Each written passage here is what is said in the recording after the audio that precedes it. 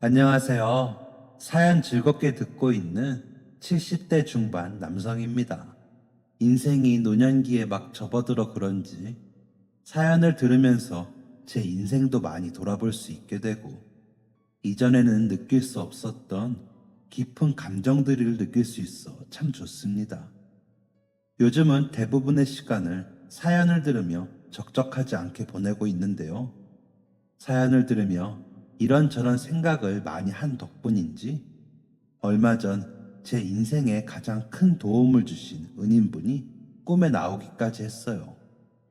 한번 다시 만나 뵐 수 있다면 참 좋을 텐데 하고 항상 바라기만 했는데 꿈에서라도 얼굴을 마주보고 감사하다 말씀드릴 수 있어 참 마음이 홀가분했습니다.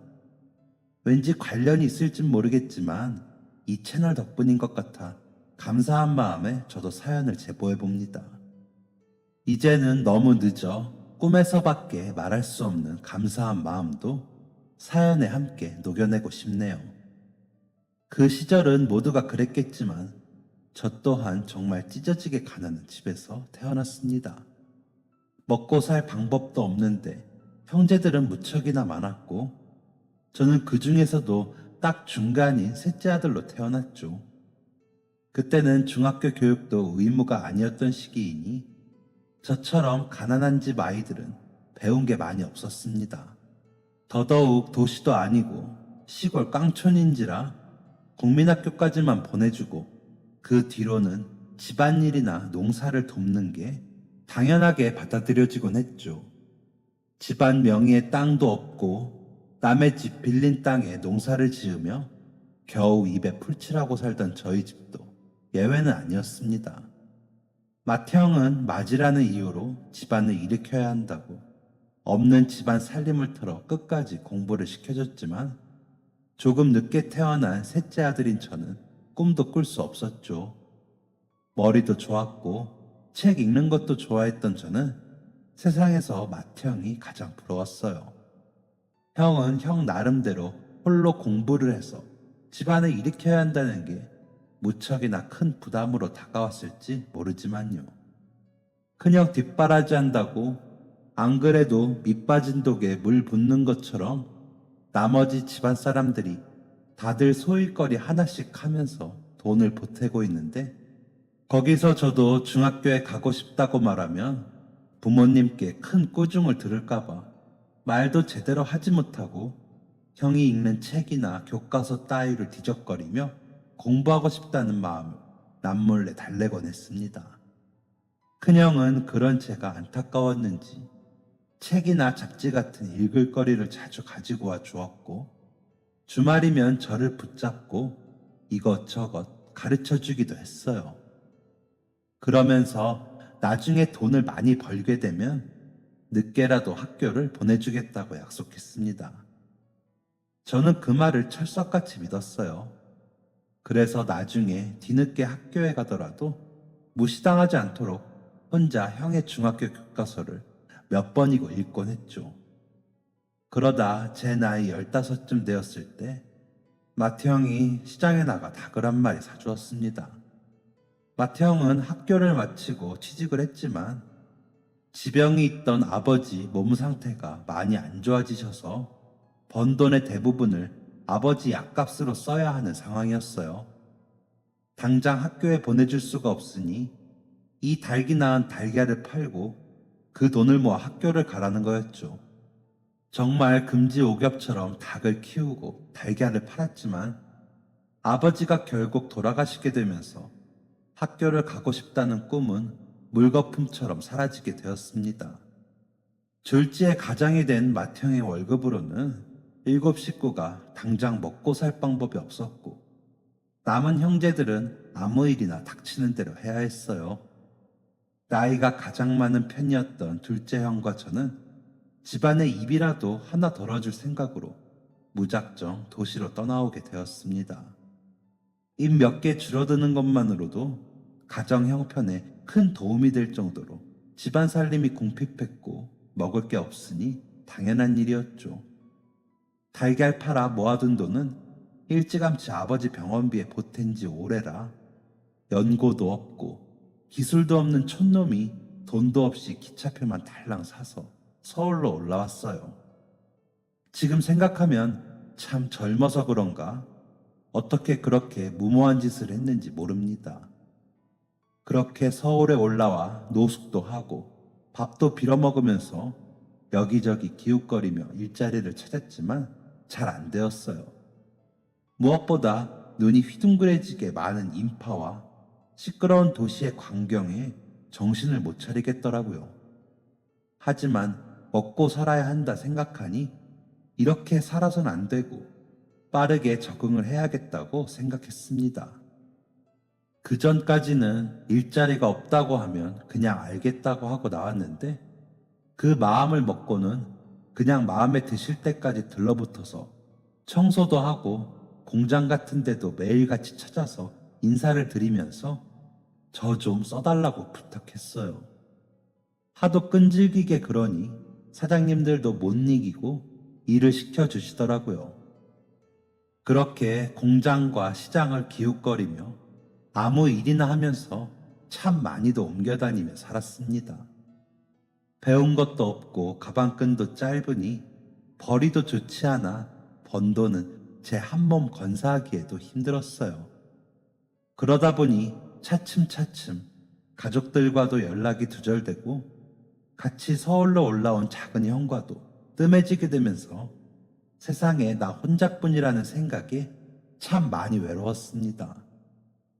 집에서는 돈이 없다고 생활비 좀 붙여달라고 하는데 저 하나 살기에도 힘들어 그런 연락을 피하다 보니 가족과 의도 많이 상하고 마음도 많이 씁쓸해지고 하더라고요.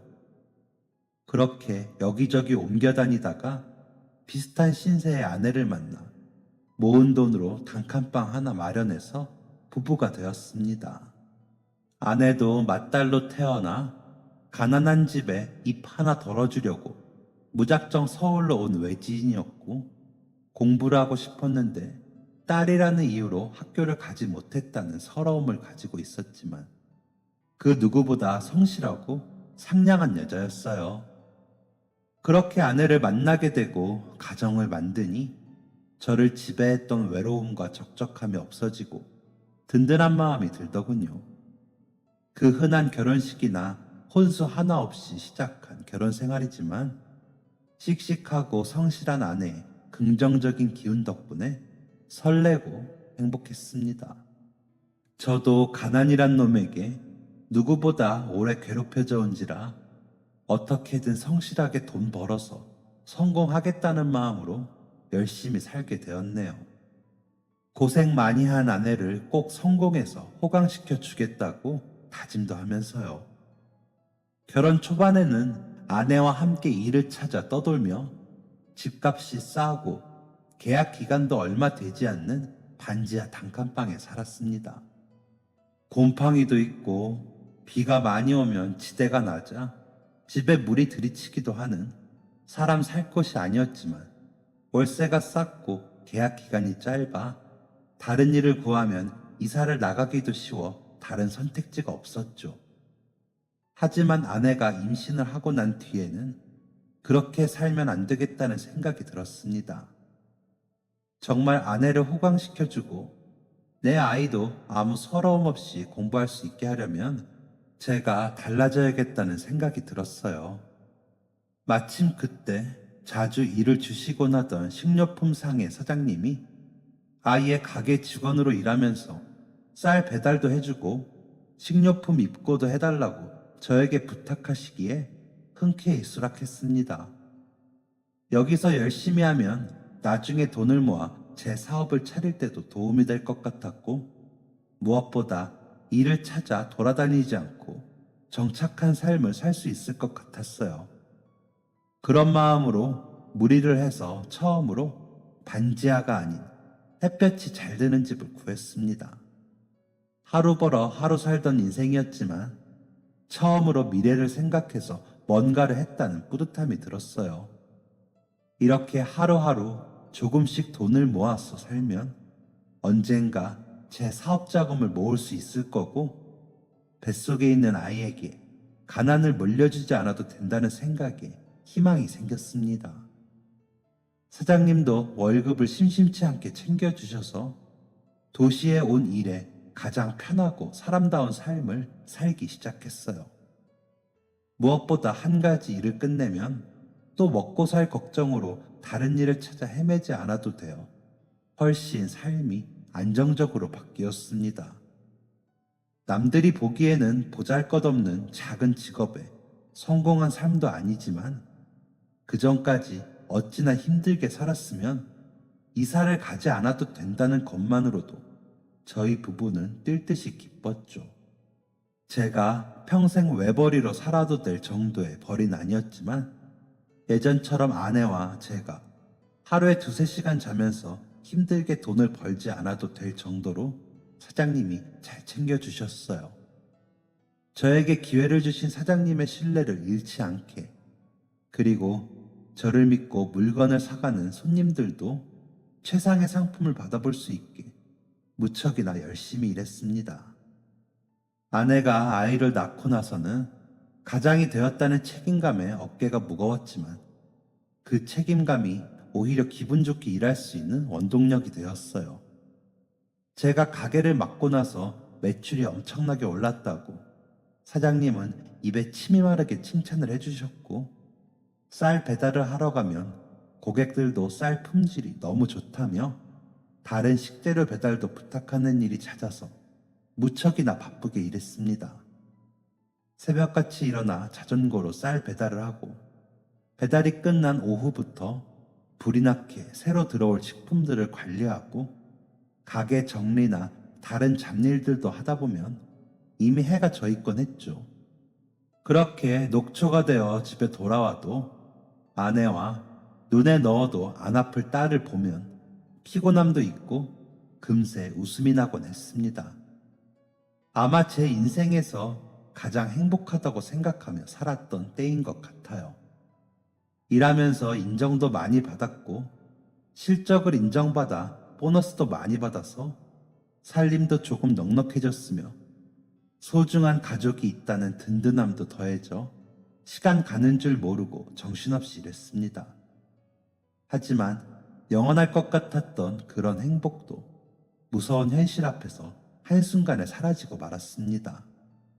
어느 날부턴가 딸아이의 상태가 조금 이상해 검사를 받으러 큰 병원에 가게 되었어요.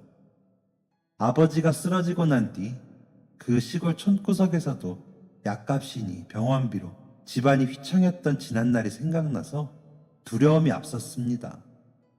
아직 벌이도 변변찮고 큰 돈을 모아둔 것도 아닌데 아무 문제 없길, 건강하게만 자라길 빌며 검사 결과를 기다렸죠.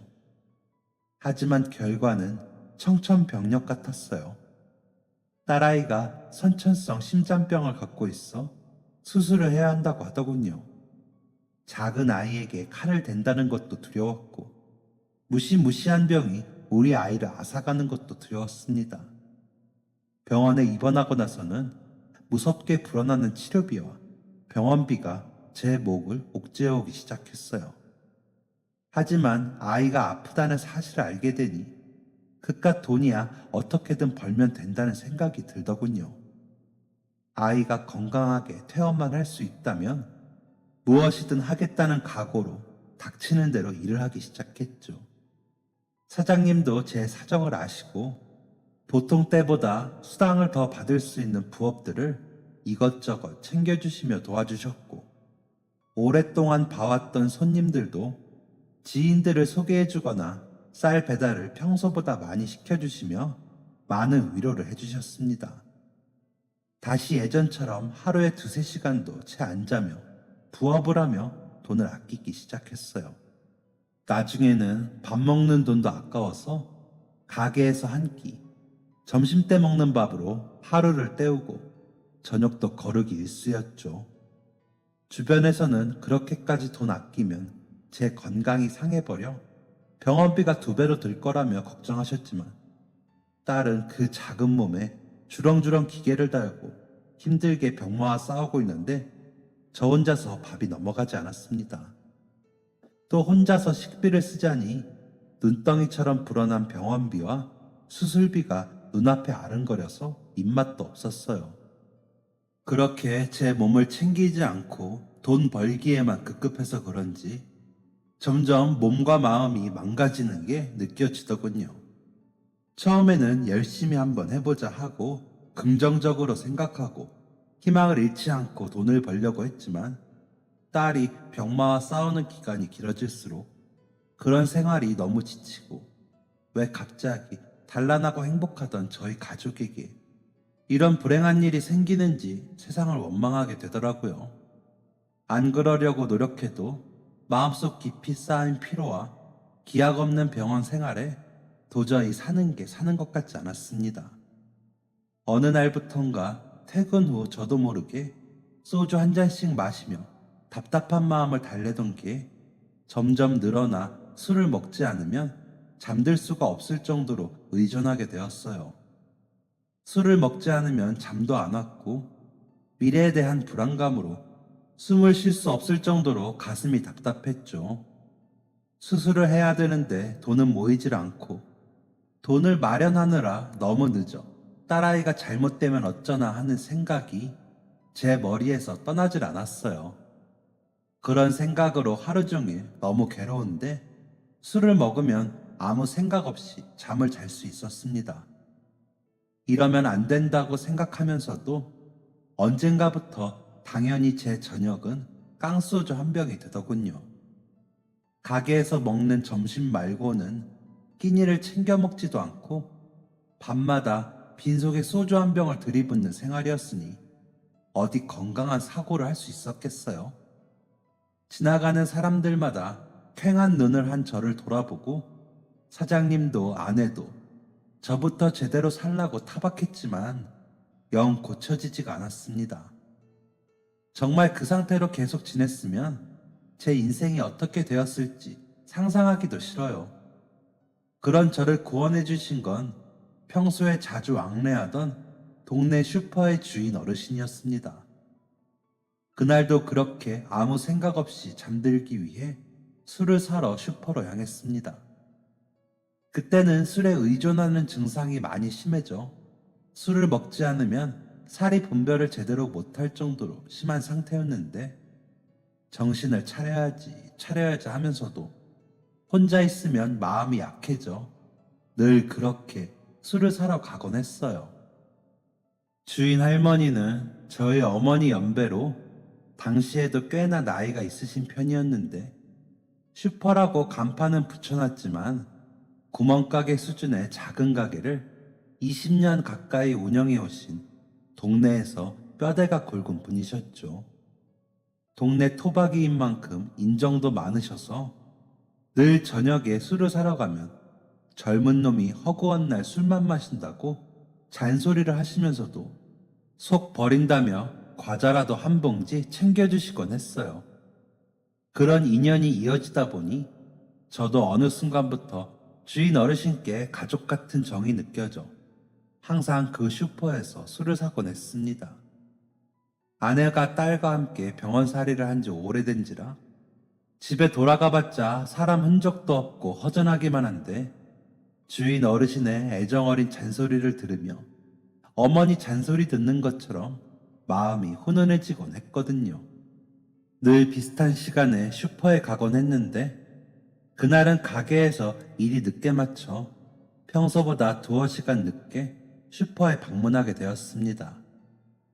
혹여나 밤이 깊어 할머니가 문을 닫을까봐 종종 걸음으로 달려왔는데 다행히 아직 문은 열려 있더라고요. 그날 일이 늦게 마쳤으니 어르신도 장사를 일찍 닫았을 거라 생각하고 집에 들어가서 잤어야 했는데 술 생각이 너무 간절해 종종 걸음으로 달려간 게 문제였던 것 같아요. 슈퍼 안에 들어가니 전등이 거의 꺼져서 어두컴컴했고 마감을 하다 잠깐 나가셨는지 주인 어르신은 안 보이시고 계산대는 이것저것 어질러져 어수선하더라고요. 늘 그랬듯 소주 한 병 들고 할머니를 기다리는데 무슨 일인지 아무리 기다려도 어르신이 안 오셨습니다. 늘 밤마다 소주 한 병씩 사는 게 일과였기 때문에 그냥 돈만 계산대에 올려놓고 나와도 될 것 같았지만 할머니께 인사를 안 하고 그냥 술만 가져가려니 좀 섭섭했어요. 근처에 다른 슈퍼도 있는데 굳이 그 슈퍼에서 술을 사가는 이유가 할머니랑 대화 몇 마디라도 나누고 걱정 어린 잔소리 들어보려고 그런 건데 말입니다. 그래서 할 일도 없으니 조금만 더 기다려보자 하고 서 있는데 벼랑간 눈에 반쯤 문이 열린 채로 있는 금고가 들어오지 않겠어요. 안에는 척 보기에도 많은 양의 동전과 몇 개의 지폐가 섞인 채로 비닐봉지 여러 개에 담겨 있었습니다. 처음에는 금고가 열려있기에 할머니 정신없이 나가셨나 보다 하고 생각하면서 별 생각이 없었는데 점점 저도 모르게 금고에 눈길이 가기 시작하더군요. 아무래도 돈 때문에 너무 힘든 상황이고 술에 의존해서 겨우겨우 하루를 살아가고 있는데 그렇게 많은 돈이 눈앞에 아른거리니 마음을 추스르기가 힘들었어요. 그러면 안 된다는 걸 스스로도 잘 알고 있었지만 자꾸만 마음속으로 이번 한 번만, 딱 한 번은 괜찮지 않을까? 할머니도 안 오실 것 같고 아무도 모를 거야 하고 악마의 속삭임이 들려왔습니다. 잔돈처럼 보였지만 모아보면 꽤 액수가 될 것 같아 가지고 나와 딸내미 수술비에 보태야겠다는 생각이 자꾸 들었어요. 술에 취한 채 살았던 시간이 너무나 오래되어서 스스로를 제어할 수도 없을 정도로 약해지고 만 거죠. 정신을 차렸을 때는 이미 계산대 밑으로 들어간 뒤였고 금고 문을 열고 동전과 지폐가 가득 들어가 있는 비닐봉지 여러 개를 주머니 안에 쑤셔 넣고 있는 중이었어요. 잘못된 짓인 줄 알면서도 내가 왜 이러지 하면서도 행동은 정반대로 하고 있더군요. 비닐봉지 속에 들어간 동전이 자기들끼리 부딪히면서 시끄럽게 짤랑거리는데도 귀에 들리지도 않았습니다. 아마 그 소리 때문에 근처에 계시던 어르신이 알게 되신 거겠죠. 아무튼 그 사실을 몰랐던 저는 동전을 가지고 나가는 데만 집중했습니다. 심장이 미친 듯이 뛰고 손이 바들바들 떨리는 바람에 정신없이 주머니에 우겨넣던 비닐봉지에서 자꾸만 돈이 빠져나왔어요. 그 떨리는 손으로 빠져나오는 동전을 막 밀어넣으면서 도망치려고 계산대를 빠져나오다가 그만 숨이 멎는 것처럼 놀라고 말았습니다. 언제부터 계셨는지 주인 어르신이 입구 문 앞에서 저를 지켜보고 계시더군요. 너무 놀라 고꾸라지면서 주머니에 억지로 우겨넣은 동전들이 바닥으로 잔뜩 쏟아져 와장창 소리를 냈습니다. 그 소리가 뺨이라도 한 대 친 것처럼 제 정신을 확 들게 만들었어요. 그제서야 제가 뭘 하고 있었는지 실감이 나기 시작하더군요. 그깟 돈이 뭐라고. 그동안 열심히 힘들게 산 것 다 잊고 술만 마시다가 결국 스스로를 파멸의 구덩이로 넣어버린 꼴이었습니다. 그동안 속 버린다고 먹을 것도 쥐어주고 애정어린 타박도 해주시며 아들처럼 대해주시던 주인 어르신께 은혜는 갚지 못할 망정 열린 금고를 보고 이런 짓이나 저지르다니 스스로가 너무 한심했어요. 병원에서 잠도 제대로 못 자고 아이를 간호하고 있는 아내에게도 그 작은 몸으로 무서운 병과 싸우고 있는 딸에게도 면목이 없었습니다. 부끄럽게도 눈물이 차올라 엉엉 울며 할머니 앞에 무릎을 꿇고 죄송하다고 빌었습니다. 너무 힘들어서 저도 모르게 그랬다고 정말 죄송하다고 울면서도 스스로 용서받을 만한 가치도 없다는 생각이 들었죠. 살면서 가장 절망스러운 마음이 들었습니다. 딸이 심장병에 걸렸다는 진단을 받았을 때는 그래도 이겨내겠다는 희망이라도 있었는데 술이라는 괴물에 잡아먹히고 떳떳하지 못한 가장이 되었다는 사실이 너무 절망스러웠어요. 그렇게 절망에 빠져 한참을 무릎 꿇고 울고 있는데 주인 어르신이 한숨을 쉬며 저에게 일어나라고 말씀하셨습니다.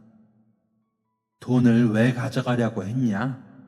가져가서 술값으로 쓰려고 그러냐? 술이 필요했으면 와서 외상해달라 말만 했어도 그냥 줬을 텐데 그건 아닌 것 같고 김 사장이 월급을 제때 안 주나? 아닙니다.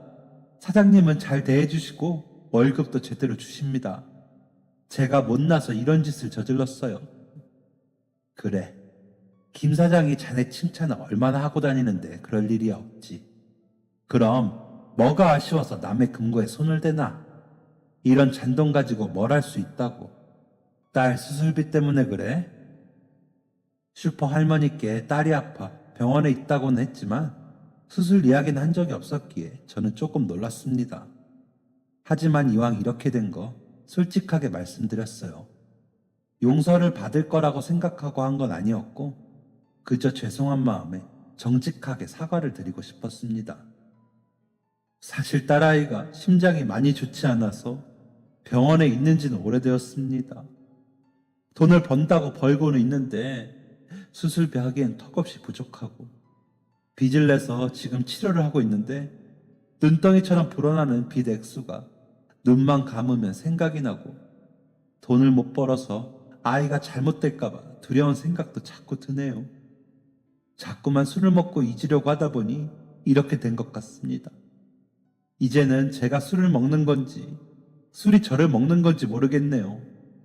방금도 어르신이 안 계시기에 기다리던 중에 그만 금고 안에 돈이 눈에 들어와서 저 돈만 있으면 딸내미 수술비에 보태거나 최소한 빚이라도 갚을 수 있겠다.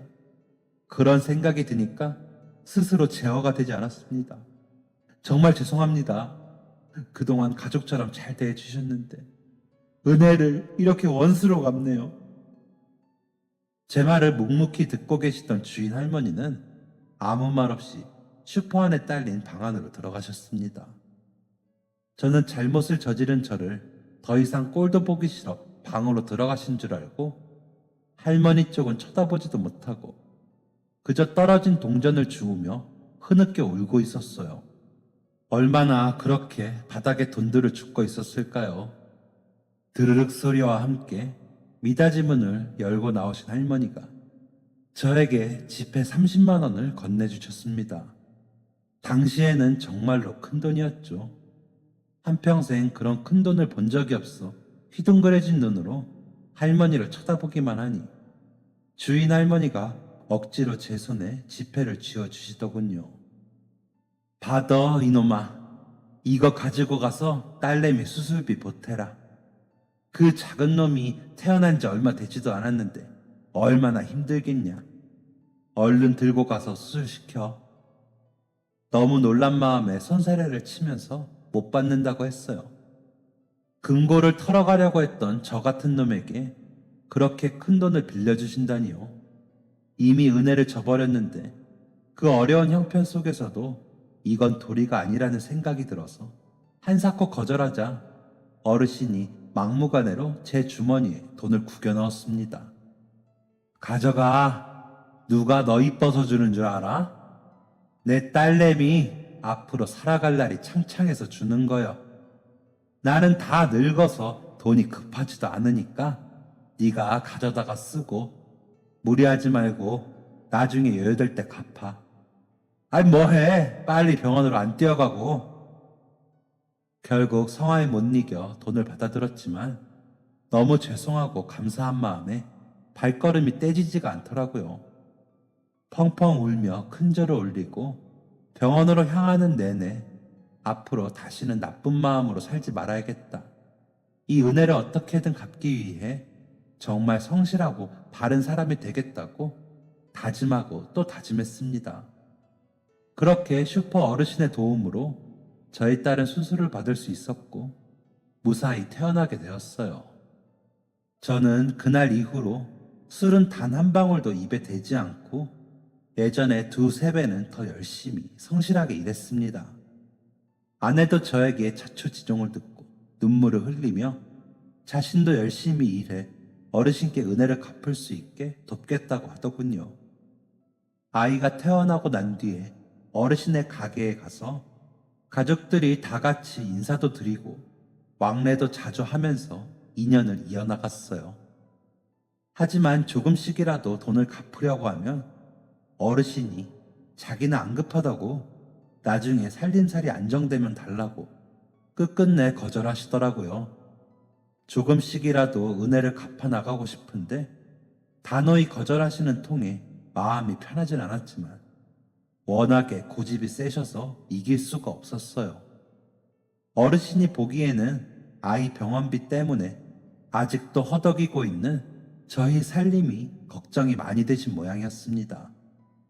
잘못을 저지른 저에게 큰 돈을 덜컥 빌려주신 것도 감사한데 제 사정까지 걱정해 주셨으니 얼마나 인정 많으신 분이셨는지 시간이 지난 지금 생각해도 마음이 울컥하네요.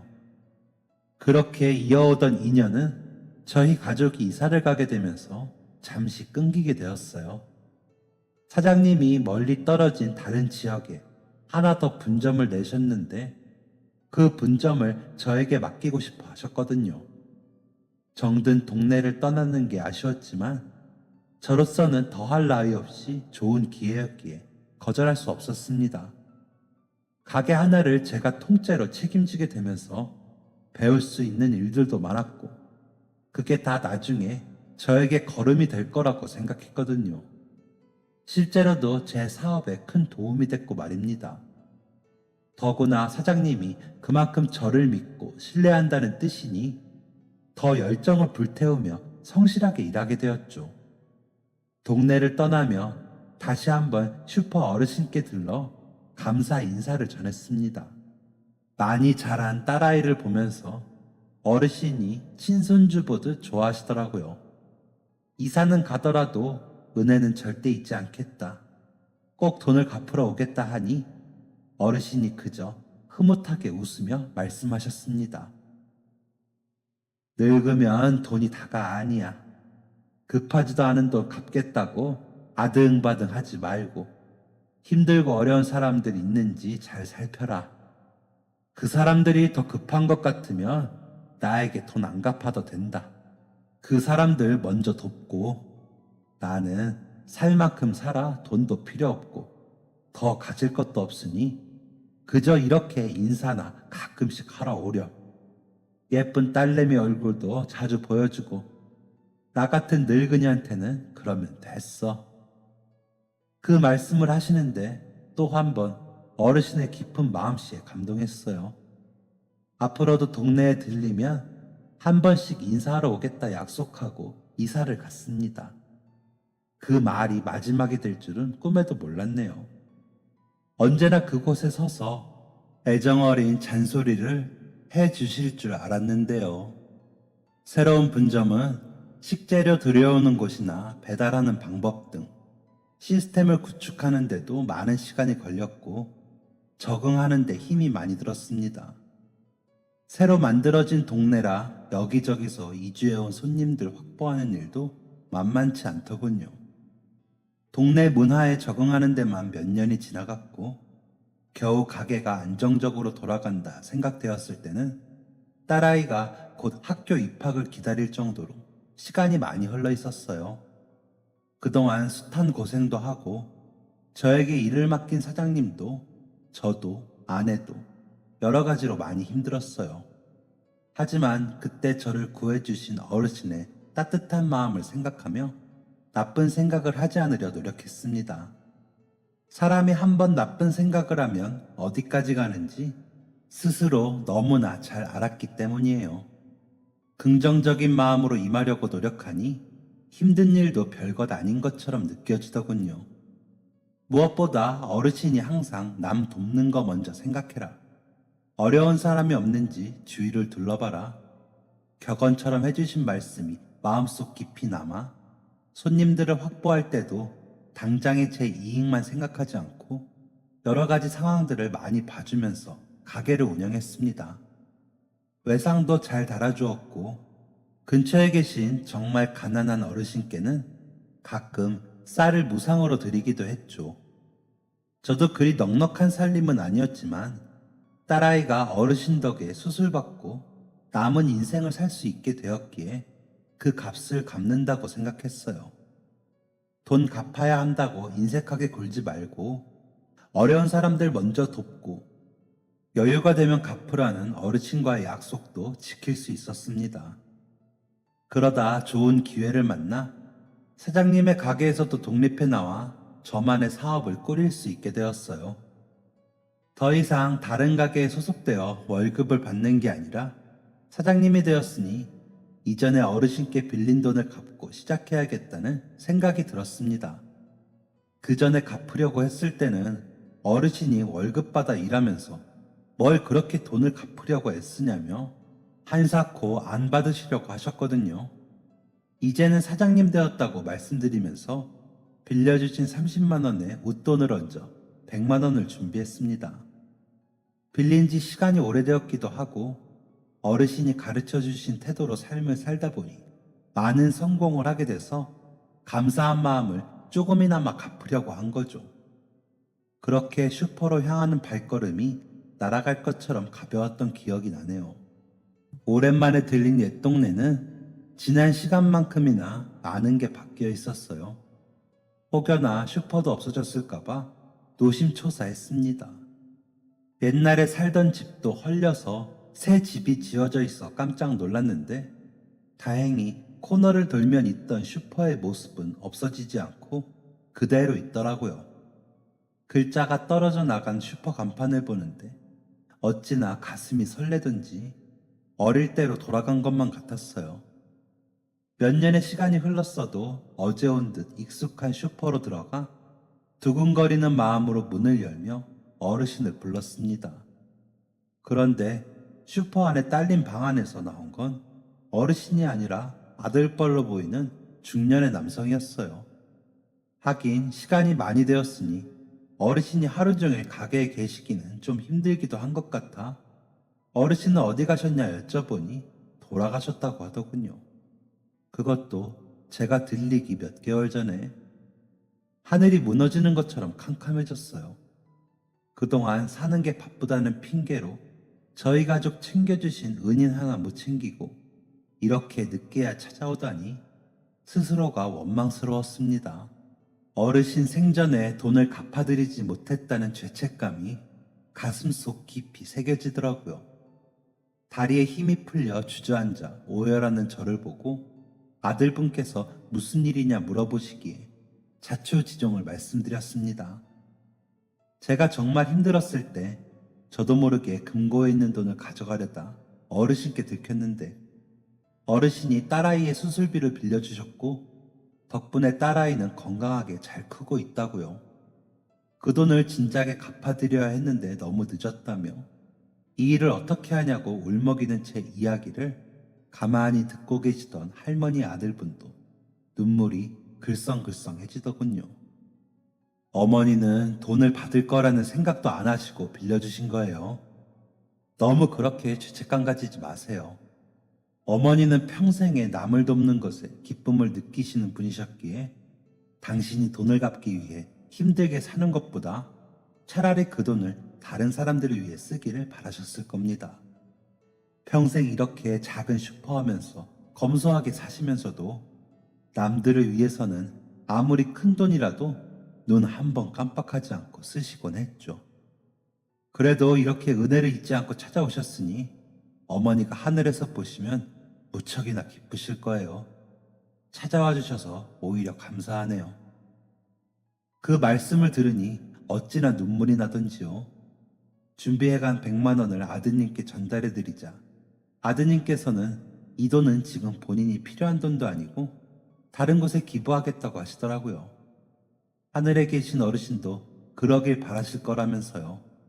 참 어르신이 얼마나 훌륭한 분이셨는지 아드님만 봐도 느껴졌습니다.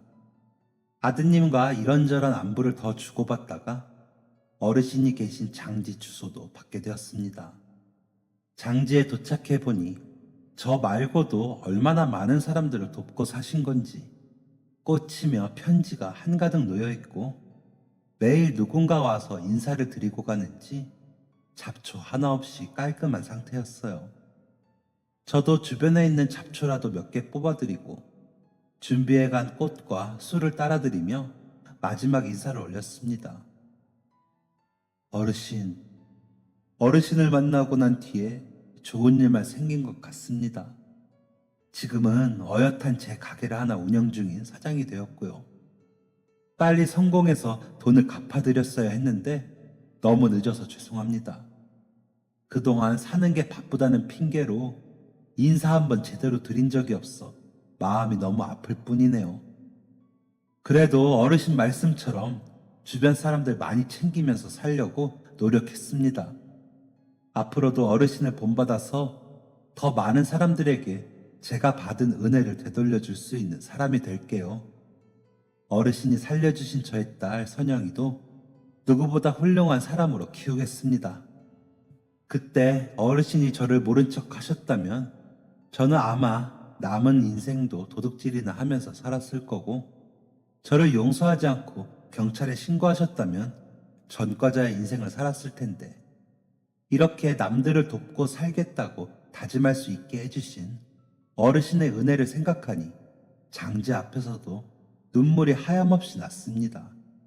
이후 아내와 딸도 같이 어르신이 계신 곳을 찾아 인사를 드리고, 그 뒤부터는 가족들이 주말만 되면 같이 봉사활동을 다니고 있네요. 처음에는 어르신께 은혜를 갚겠다는 마음으로 시작했지만 점점 시간이 갈수록 어르신의 아드님이 말씀하신 것처럼 남에게 베푸는 행복이 무엇인지 진정으로 깨닫게 되었습니다. 딸인 선영이도 처음에는 낯을 많이 가려 봉사활동을 어려워하더니 후에는 그 누구보다 환한 표정으로 웃으며 앞장서서 봉사활동을 하네요. 그렇게 사업도 잘 꾸려가며 가족들과 함께 봉사활동을 하며 그 누구보다도 화목하고 단란하게 살아온 지 30년이 되었습니다. 그동안 돈도 많이 벌었고 덕분에 딸아이는 아무 걱정 없이 하고 싶은 공부 다 시킬 수 있었습니다. 그것만으로도 저와 아내의 한이 사라진 것만 같아요. 무엇보다 소중한 일은 딸아이가 함께 봉사활동을 하면서 슈퍼 어르신처럼 남에게 베푸는 삶의 아름다움과 보람을 누구보다 빨리 알았다는 겁니다. 딸아이는 공부도 곧잘해서 명문대에 입학했고 졸업 후 사법고시를 치르고 당당히 합격해 후에 국선 변호사가 되었어요. 어렵고 힘든 사람들을 대변해주고 정의롭게 지켜주는 사람이 되고 싶다는 깊은 딸의 마음이 슈퍼 어르신의 가르침에서 나오는 것 같아 뿌듯하고 기특하기만 합니다. 저희 부부 또한 베푸는 삶의 즐거움을 가르쳐 주신 슈퍼 어르신과 아드님께 매일매일을 감사한 마음으로 살아가고 있어요. 이런 즐거움을 모르고 물질적 성공만 쫓았다면 얼마나 힘든 마음으로 살아갔을지 생각만 해도 고통스럽습니다. 슈퍼 어르신의 아드님은 봉사활동을 하다가 우연히 다시 마주친 이후로 계속 지속적인 연락을 주고받고 봉사활동도 자주 같이 하곤 합니다. 평생을 남들에게 베풀며 살던 어머니의 마음을 어릴 땐 이해하지 못하셨는데 지금은 그런 삶을 알려주신 어머니께 감사하고 평생 존경하는 마음으로 봉사활동을 이어가겠다고 하시네요. 그렇게 말씀하시는 아드님의 모습이 무척이나 편안하고 행복해 보였습니다. 지금은 나이가 많이 들어 슈퍼 어르신과 비슷한 나이가 되셨지만 그 편안한 표정은 그대로예요. 저도 나이가 더 든다면 그런 모습으로 보이고 싶습니다. 그리고 봉사활동을 하면서 시작한 일이 또 하나 있습니다. 봉사활동을 하면서 어르신의 아들분을 우연히 다시 만난 이래로 저는 매번 돈을 갚는다는 마음으로 일주일에 30만 원씩 기부를 하고 있어요. 그날의 저처럼 어리석은 선택을 하거나 마음이 많이 힘든 사람들에게 그 돈이 어르신의 은혜처럼 새로운 힘이 되었으면 좋겠다는 마음으로 시작한 일인데요. 항상 돈을 제때 갚지 못했다는 죄송스러운 마음이 남아 있었는데 기부를 시작하고는 제 마음도 많이 편해졌고 하늘에서 어르신도 흐뭇해 하실 것 같습니다.